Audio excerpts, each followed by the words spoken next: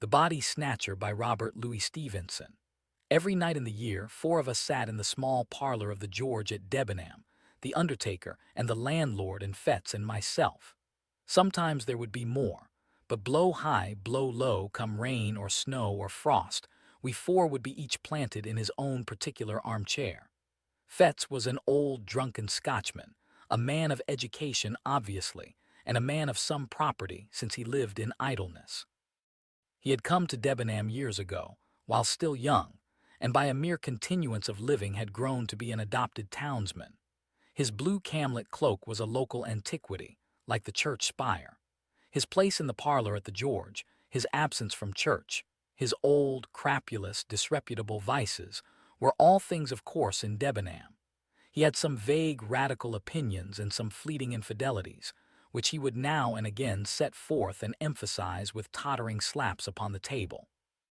He drank rum, 5 glasses regularly every evening, and for the greater portion of his nightly visit to the George sat, with his glass in his right hand, in a state of melancholy alcoholic saturation. We called him the doctor, for he was supposed to have some special knowledge of medicine, and had been known, upon a pinch, to set a fracture or reduce a dislocation. But beyond these slight particulars, we had no knowledge of his character and antecedents. One dark winter night, it had struck 9 some time before the landlord joined us. There was a sick man in the George. A great neighboring proprietor suddenly struck down with apoplexy on his way to Parliament, and the great man's still greater London doctor had been telegraphed to his bedside. It was the first time that such a thing had happened in Debenham, for the railway was but newly open, and we were all proportionately moved by the occurrence.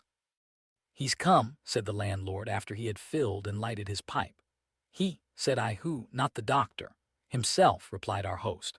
"What is his name?" "Dr. Macfarlane," said the landlord. Fettes was far through his 3rd tumbler, stupidly fuddled, now nodding over, now staring mazily around him.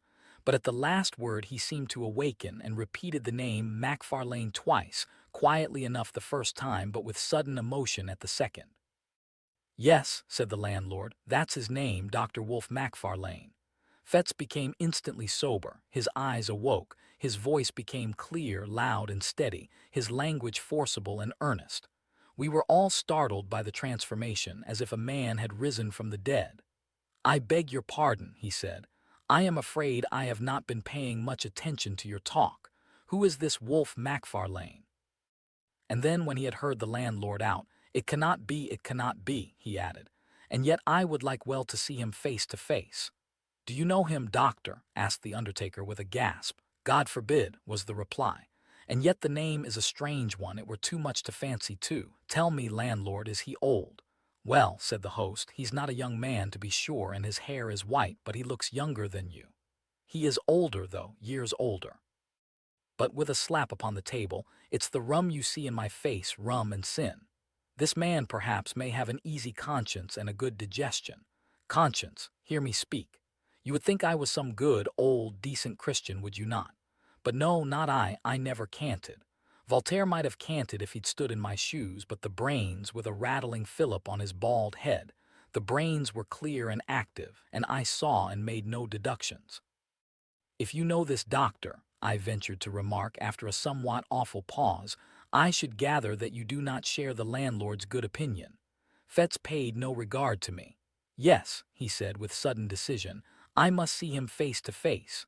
There was another pause, and then a door was closed rather sharply on the first floor, and a step was heard upon the stair.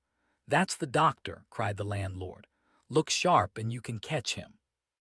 It was but 2 steps from the small parlor to the door of the old George Inn. The wide oak staircase landed almost in the street. There was room for a Turkey rug, and nothing more between the threshold and the last round of the descent. But this little space was every evening brilliantly lit up, not only by the light upon the stair and the great signal lamp below the sign, but by the warm radiance of the bar-room window. The George thus brightly advertised itself to passers-by in the cold street. Fettes walked steadily to the spot, and we, who were hanging behind, beheld the 2 men meet, as one of them had phrased it, face to face. Dr. Macfarlane was alert and vigorous. His white hair set off his pale and placid, although energetic countenance.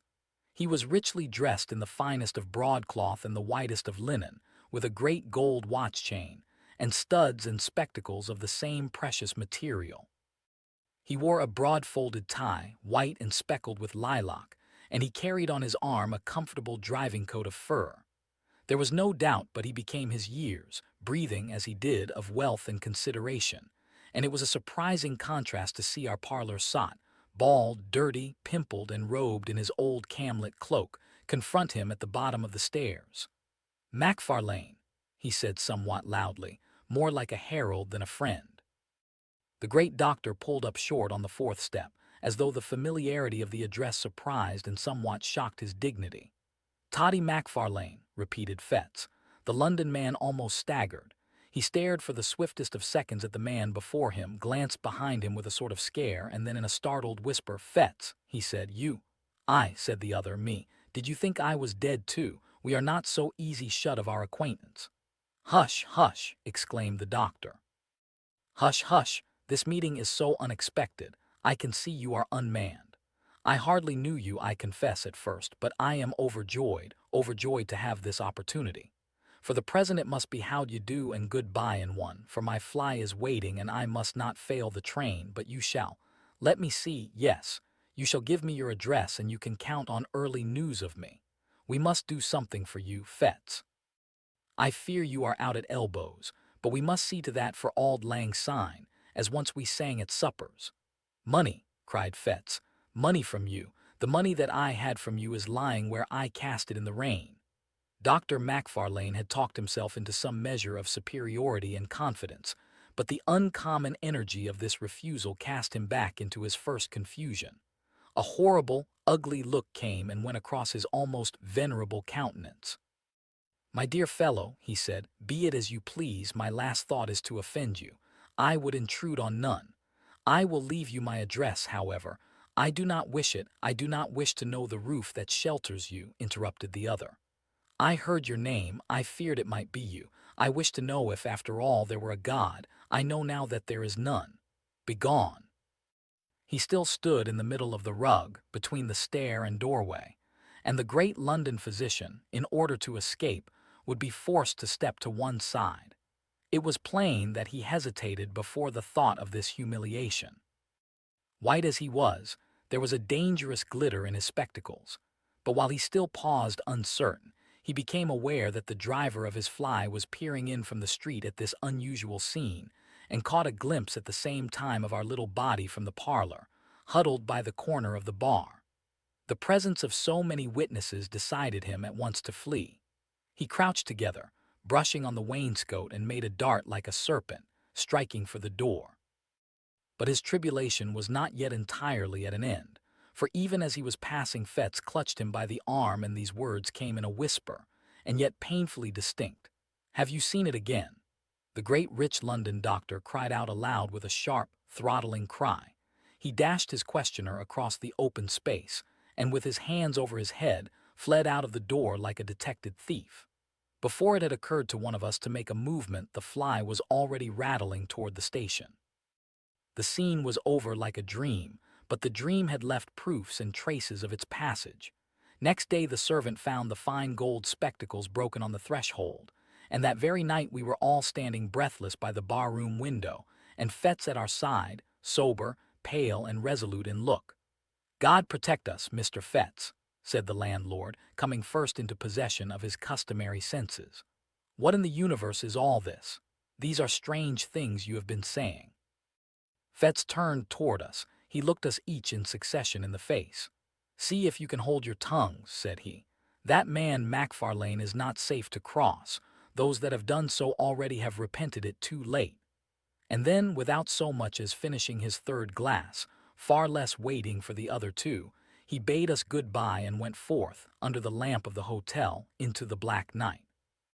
We three turned to our places in the parlor, with the big red fire and 4 clear candles, and as we recapitulated what had passed, the first chill of our surprise soon changed into a glow of curiosity. We sat late. It was the latest session I have known in the Old George. Each man, before we parted, had his theory that he was bound to prove, and none of us had any nearer business in this world than to track out the past of our condemned companion, and surprise the secret that he shared with the great London doctor.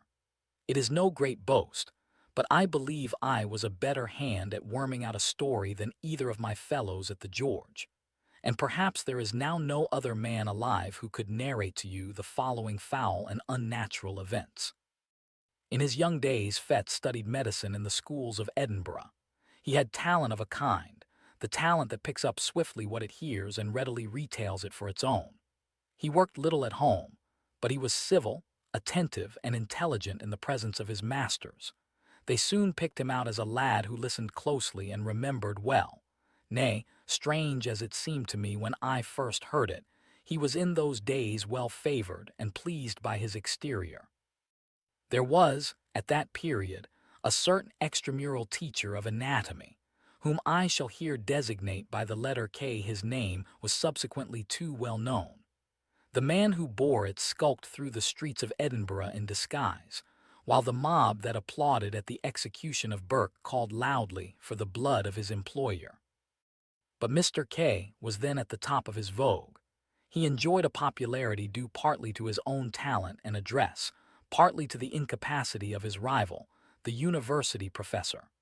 The students, at least, swore by his name, and Fettes believed himself, and was believed by others, to have laid the foundations of success when he had acquired the favor of this meteorically famous man. Mr. K. was a bon vivant as well as an accomplished teacher. He liked a sly allusion no less than a careful preparation. In both capacities Fettes enjoyed and deserved his notice, and by the second year of his attendance, he held the half-regular position of second demonstrator or sub-assistant in his class. In this capacity, the charge of the theater and lecture room devolved in particular upon his shoulders. He had to answer for the cleanliness of the premises and the conduct of the other students, and it was a part of his duty to supply, receive, and divide the various subjects. It was with a view to this last, at that time very delicate, affair that he was lodged by Mr. K. in the same wind, and at last in the same building with the dissecting rooms. Here, after a night of turbulent pleasures, his hand still tottering, his sight still misty and confused, he would be called out of bed in the black hours before the winter dawn by the unclean and desperate interlopers who supplied the table. He would open the door to these men, since infamous throughout the land. He would help them with their tragic burden, pay them their sordid price, and remain alone when they were gone with the unfriendly relics of humanity. From such a scene, he would return to snatch another hour or two of slumber, to repair the abuses of the night, and refresh himself for the labors of the day. Few lads could have been more insensible to the impressions of a life thus passed among the ensigns of mortality. His mind was closed against all general considerations. He was incapable of interest in the fate and fortunes of another, the slave of his own desires and low ambitions. Cold, light, and selfish in the last resort, he had that modicum of prudence, miscalled morality, which keeps a man from inconvenient drunkenness or punishable theft. He coveted, besides, a measure of consideration from his masters and his fellow pupils, and he had no desire to fail conspicuously in the external parts of life. Thus he made it his pleasure to gain some distinction in his studies, and day after day rendered unimpeachable eye service to his employer, Mr. K. For his day of work he indemnified himself by nights of roaring, blackguardly enjoyment, and when that balance had been struck, the organ that he called his conscience declared itself content. The supply of subjects was a continual trouble to him as well as to his master. In that large and busy class, the raw material of the anatomists kept perpetually running out, and the business thus rendered necessary was not only unpleasant in itself, but threatened dangerous consequences to all who were concerned. It was the policy of Mr. K. to ask no questions in his dealings with the trade. "They bring the body and we pay the price," he used to say, dwelling on the alliteration, quid pro quo. And again, and somewhat profanely, "Ask no questions," he would tell his assistants, "for conscience' sake." There was no understanding that the subjects were provided by the crime of murder.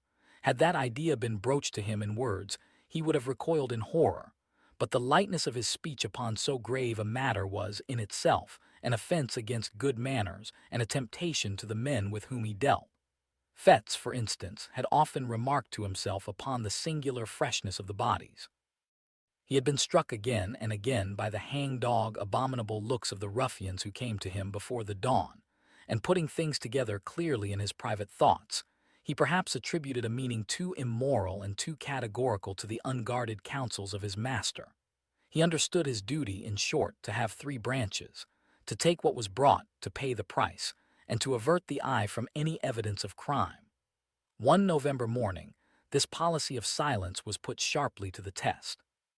He had been awake all night with a racking toothache, pacing his room like a caged beast or throwing himself in fury on his bed, and had fallen at last into that profound, uneasy slumber that so often follows on a night of pain, when he was awakened by the third or fourth angry repetition of the concerted signal.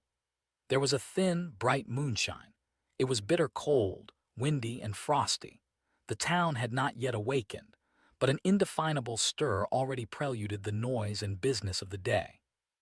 The ghouls had come later than usual, and they seemed more than usually eager to be gone. Fettes, sick with sleep, lighted them upstairs.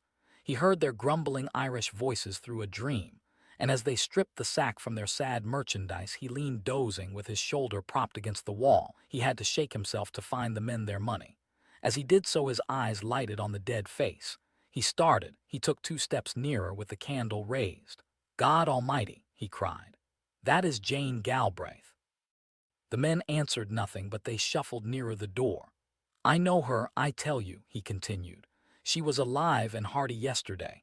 It's impossible she can be dead. It's impossible you should have got this body fairly." "Sure, sir, you're mistaken entirely," said one of the men. But the other looked Fettes darkly in the eyes and demanded the money on the spot. It was impossible to misconceive the threat or to exaggerate the danger. The lad's heart failed him. He stammered some excuses, counted out the sum, and saw his hateful visitors depart. No sooner were they gone than he hastened to confirm his doubts. By a dozen unquestionable marks, he identified the girl he had jested with the day before. He saw, with horror, marks upon her body that might well betoken violence. A panic seized him, and he took refuge in his room. There he reflected at length over the discovery that he had made, considered soberly the bearing of Mr. K. instructions and the danger to himself of interference in so serious a business, and at last, in sore perplexity, determined to wait for the advice of his immediate superior, the class assistant. This was a young doctor, Wolfe Macfarlane, a high favorite among all the reckless students, clever, dissipated, and unscrupulous to the last degree. He had traveled and studied abroad. His manners were agreeable and a little forward. He was an authority on the stage, skillful on the ice or the links with skate or golf club. He dressed with nice audacity, and to put the finishing touch upon his glory, he kept a gig and a strong trotting horse. With Fettes he was on terms of intimacy. Indeed, their relative positions called for some community of life, and when subjects were scarce the pair would drive far into the country in Macfarlane's gig, visit and desecrate some lonely graveyard, and return before dawn with their booty to the door of the dissecting room. On that particular morning, Macfarlane arrived somewhat earlier than his wont. Fettes heard him and met him on the stairs, told him his story, and showed him the cause of his alarm. Macfarlane examined the marks on her body. "Yes," he said with a nod, "it looks fishy." "Well, what should I do?" asked Fettes. "Do," repeated the other. "Do you want to do anything? Least said soonest mended, I should say." "Someone else might recognize her," objected Fettes. "She was as well known as the Castle Rock." "We'll hope not," said Macfarlane, "and if anybody does, well, you didn't, don't you see, and there's an end. The fact is, this has been going on too long. Stir up the mud and you'll get K into the most unholy trouble. You'll be in a shocking box yourself. So will I if you come to that. I should like to know how any one of us would look, or what the devil we should have to say for ourselves in any Christian witness box. For me, you know, there's one thing certain, that practically speaking all our subjects have been murdered." "Macfarlane," cried Fettes. "Come now," sneered the other, "as if you hadn't suspected it yourself." Suspecting is one thing and proof another. Yes, I know, and I'm as sorry as you are this should have come here, tapping the body with his cane. The next best thing for me is not to recognize it. And he added coolly, I don't, you may if you please. I don't dictate, but I think a man of the world would do as I do. And I may add, I fancy that is what Kay would look for at our hands. The question is, why did he choose us two for his assistants? And I answer, because he didn't want old wives. This was the tone of all others to affect the mind of a lad like Fettes. He agreed to imitate Macfarlane. The body of the unfortunate girl was duly dissected, and no one remarked or appeared to recognize her. One afternoon, when his day's work was over, Fettes dropped into a popular tavern and found Macfarlane sitting with a stranger. This was a small man, very pale and dark, with coal-black eyes. The cut of his features gave a promise of intellect and refinement which was but feebly realized in his manners, for he proved, upon a nearer acquaintance, coarse, vulgar, and stupid. He exercised, however, a very remarkable control over Macfarlane, issued orders like the great Bashaw, became inflamed at the least discussion or delay, and commented rudely on the servility with which he was obeyed. This most offensive person took a fancy to Fettes on the spot, plied him with drinks, and honored him with unusual confidences on his past career. If a tenth part of what he confessed were true, he was a very loathsome rogue, and the lad's vanity was tickled by the attention of so experienced a man. I'm a pretty bad fellow myself, the stranger remarked, but Macfarlane is the boy, Toddy Macfarlane I call him. Toddy, order your friend another glass. Or it might be, Toddy, you jump up and shut the door. Toddy hates me, he said again. Oh yes, Toddy, you do. Don't you call me that confounded name, growled Macfarlane. Hear him, did you ever see the lads play knife? He would like to do that all over my body, remarked the stranger. We medicals have a better way than that, said Fettes. When we dislike a dead friend of ours, we dissect him. Macfarlane looked up sharply as though this jest were scarcely to his mind. The afternoon passed. Gray, for that was the stranger's name, invited Fettes to join them at dinner, ordered a feast so sumptuous that the tavern was thrown into commotion, and when all was done commanded Macfarlane to settle the bill. It was late before they separated. The man Gray was incapably drunk. Macfarlane, sobered by his fury, chewed the cud of the money he had been forced to squander and the slights he had been obliged to swallow. Fettes, with various liquors singing in his head, returned home with devious footsteps and a mind entirely in abeyance. Next day Macfarlane was absent from the class, and Fettes smiled to himself as he imagined him still squiring the intolerable Gray from tavern to tavern. As soon as the hour of liberty had struck, he posted from place to place in quest of his last night's companions. He could find them, however, nowhere, so returned early to his rooms, went early to bed, and slept the sleep of the just. At 4 in the morning he was awakened by the well-known signal. Descending to the door, he was filled with astonishment to find Macfarlane with his gig, and in the gig one of those long and ghastly packages with which he was so well acquainted. "What?" he cried. "Have you been out alone?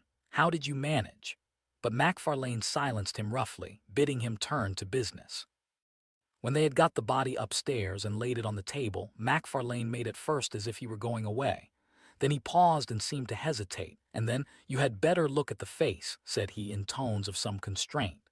"You had better," he repeated, as Fettes only stared at him in wonder. "But where and how and when did you come by it?" cried the other. "Look at the face," was the only answer. Fettes was staggered, strange doubts assailed him. He looked from the young doctor to the body and then back again. At last, with a start, he did as he was bidden. He had almost expected the sight that met his eyes, and yet the shock was cruel.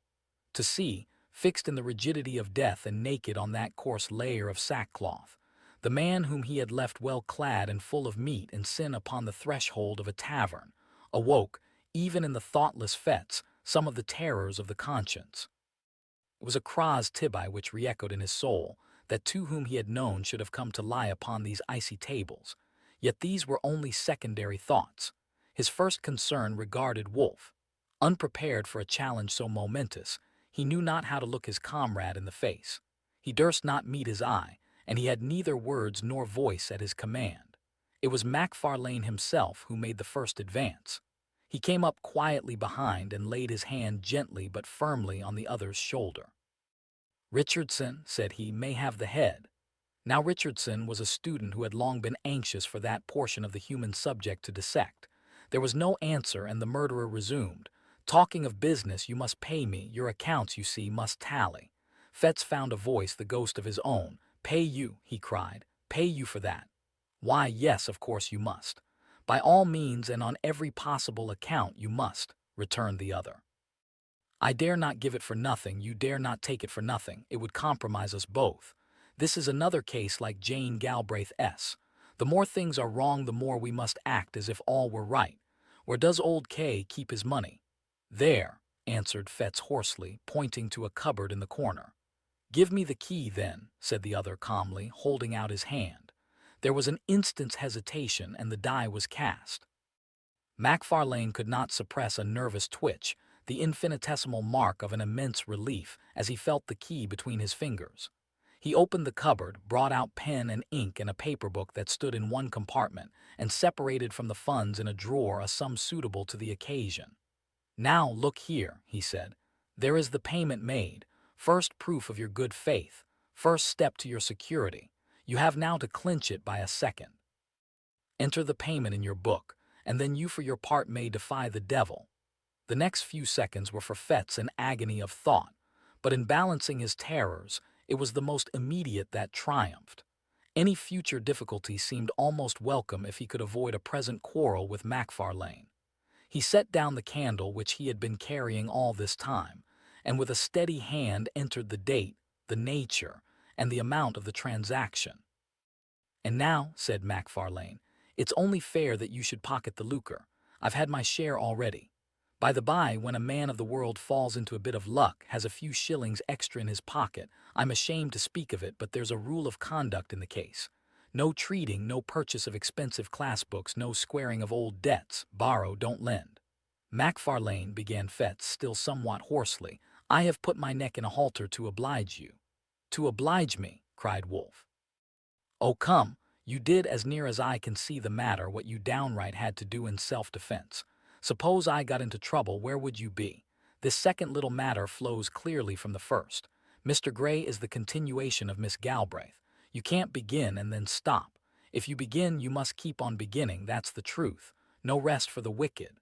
A horrible sense of blackness and the treachery of fate seized hold upon the soul of the unhappy student. "My God!" he cried, "but what have I done? And when did I begin? To be made a class assistant in the name of reason, where's the harm in that?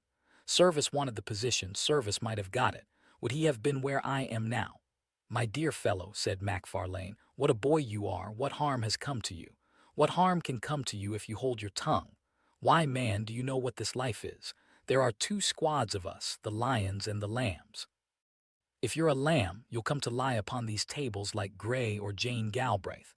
If you're a lion, you'll live and drive a horse like me, like Kay, like all the world with any wit or courage. You're staggered at the first. But look at Kay. My dear fellow, you're clever, you have pluck. I like you and Kay likes you. You were born to lead the hunt, and I tell you on my honor and my experience of life, 3 days from now you'll laugh at all these scarecrows like a high school boy at a farce." And with that Macfarlane took his departure and drove off up the wind in his gig to get under cover before daylight. Fettes was thus left alone with his regrets. He saw the miserable peril in which he stood involved. He saw, with inexpressible dismay, that there was no limit to his weakness, and that, from concession to concession, he had fallen from the arbiter of Macfarlane's destiny to his paid and helpless accomplice. He would have given the world to have been a little braver at the time, but it did not occur to him that he might still be brave. The secret of Jane Galbraith and the cursed entry in the day-book closed his mouth. Hours passed. The class began to arrive. The members of the unhappy Gray were dealt out to one and to another, and received without remark. Richardson was made happy with the head, and before the hour of freedom, Rang Fettes trembled with exultation to perceive how far they had already gone toward safety. For 2 days he continued to watch with increasing joy the dreadful process of disguise. On the third day Macfarlane made his appearance. He had been ill, he said, but he made up for lost time by the energy with which he directed the students. To Richardson in particular, he extended the most valuable assistance and advice, and that student, encouraged by the praise of the demonstrator, burned high with ambitious hopes and saw the medal already in his grasp. Before the week was out, Macfarlane's prophecy had been fulfilled. Fettes had outlived his terrors and had forgotten his baseness. He began to plume himself upon his courage, and had so arranged the story in his mind that he could look back on these events with an unhealthy pride. Of his accomplice he saw but little. They met, of course, in the business of the class. They received their orders together from Mr. K. At times they had a word or two in private, and Macfarlane was from first to last particularly kind and jovial. But it was plain that he avoided any reference to their common secret, and even when Fettes whispered to him that he had cast in his lot with the lions and forsworn the lambs, he only signed to him smilingly to hold his peace. At length an occasion arose which threw the pair once more into a closer union. Mr. K. was again short of subjects, pupils were eager, and it was a part of this teacher's pretensions to be always well supplied. At the same time there came the news of a burial in the rustic graveyard of Glencourse. Time has little changed the place in question. It stood then, as now, upon a cross road, out of call of human habitations, and buried fathom deep in the foliage of 6 cedar trees. The cries of the sheep upon the neighboring hills, the streamlets upon either hand, one loudly singing among pebbles, the other dripping furtively from pond to pond, the stir of the wind in mountainous old flowering chestnuts, and once in 7 days the voice of the bell and the old tunes of the precentor were the only sounds that disturbed the silence around the rural church. The Resurrection Man, to use a byname of the period, was not to be deterred by any of the sanctities of customary piety. It was part of his trade to despise and desecrate the scrolls and trumpets of old tombs, the paths worn by the feet of worshippers and mourners, and the offerings and the inscriptions of bereaved affection. To rustic neighborhoods, where love is more than commonly tenacious, and where some bonds of blood or fellowship unite the entire society of a parish, the body snatcher, far from being repelled by natural respect, was attracted by the ease and safety of the task. To bodies that had been laid in earth in joyful expectation of a far different awakening, there came that hasty, lamplit, terror-haunted resurrection of the spade and mattock. The coffin was forced, the cerements torn, and the melancholy relics, clad in sackcloth after being rattled for hours on moonless byways, were at length exposed to uttermost indignities before a class of gaping boys. Somewhat as 2 vultures may swoop upon a dying lamb, Fettes and Macfarlane were to be let loose upon a grave in that green and quiet resting place. The wife of a farmer, a woman who had lived for 60 years and been known for nothing but good butter and a godly conversation, was to be rooted from her grave at midnight and carried, dead and naked, to that faraway city that she had always honored with her Sunday's best. The place beside her family was to be empty till the crack of doom, her innocent and almost venerable members to be exposed to that last curiosity of the anatomist.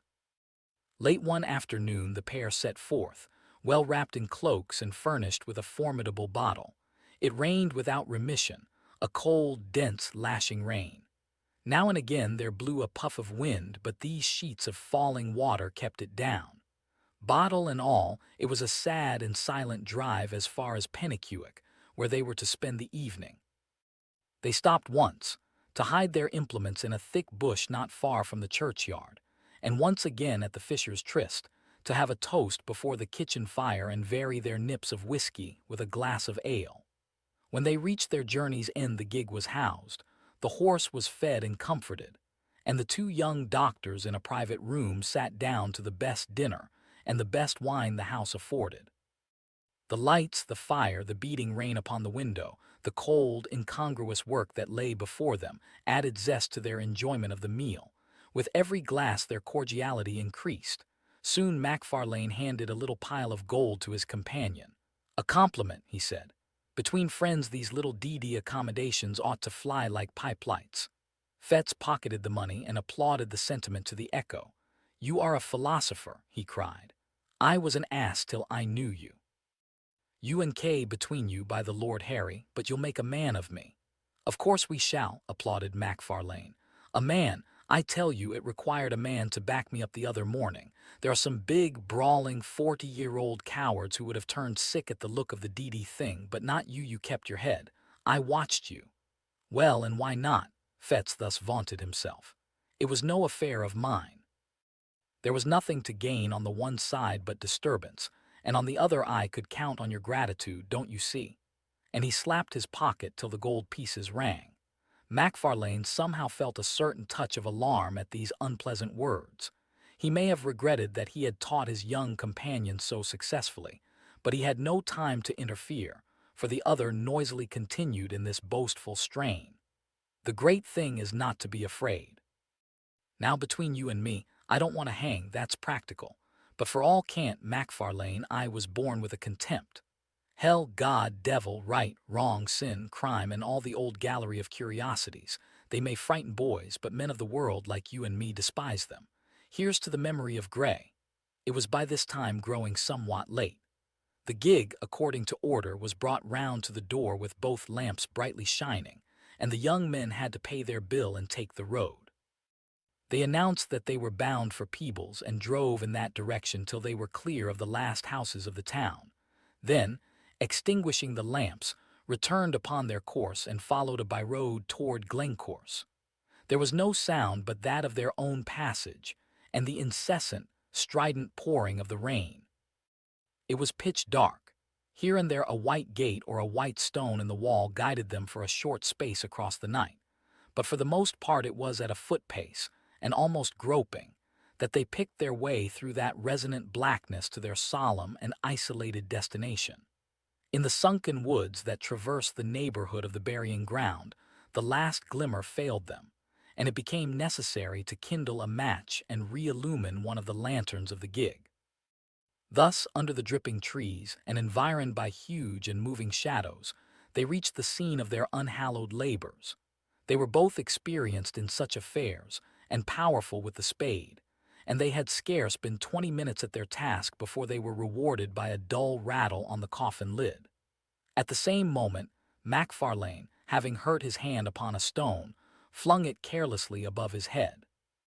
The grave, in which they now stood almost to the shoulders, was close to the edge of the plateau of the graveyard, and the gig lamp had been propped, the better to illuminate their labors, against a tree, and on the immediate verge of the steep bank descending to the stream. Chance had taken a sure aim with the stone. Then came a clang of broken glass. Night fell upon them.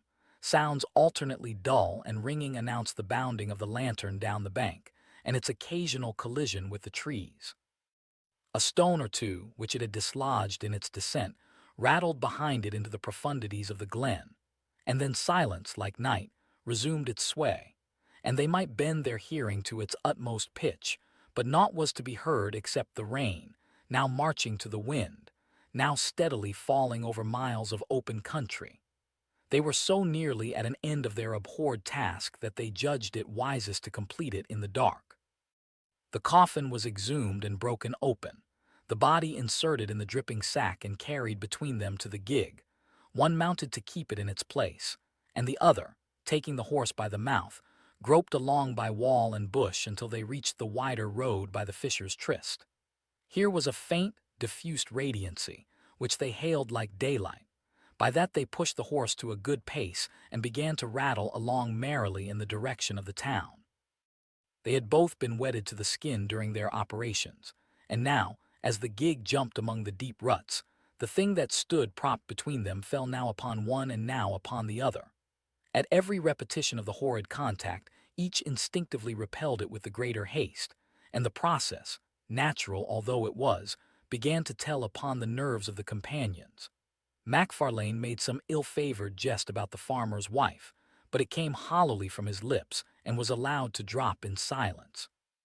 Still their unnatural burden bumped from side to side, and now the head would be laid, as if in confidence, upon their shoulders, and now the drenching sackcloth would flap icily about their faces.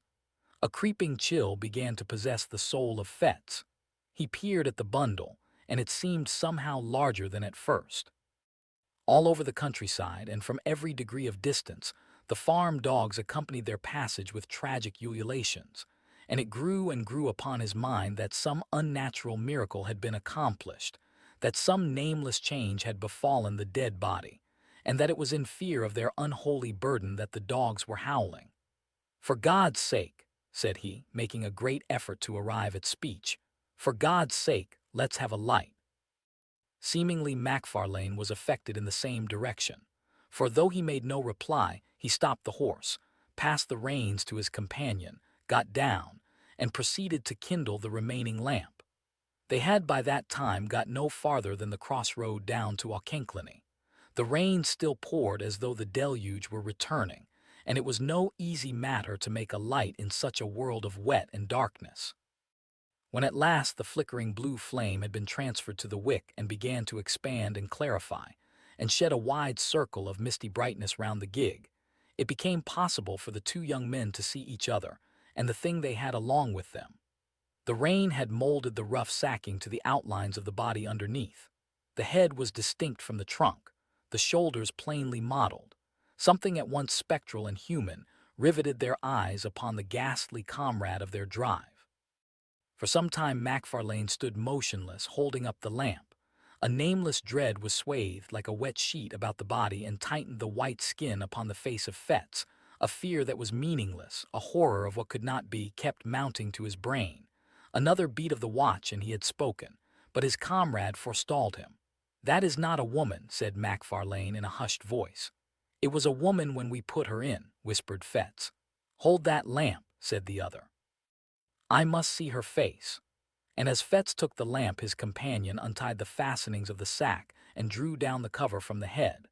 The light fell very clear upon the dark, well-molded features and smooth-shaven cheeks of a too familiar countenance, often beheld in dreams of both of these young men.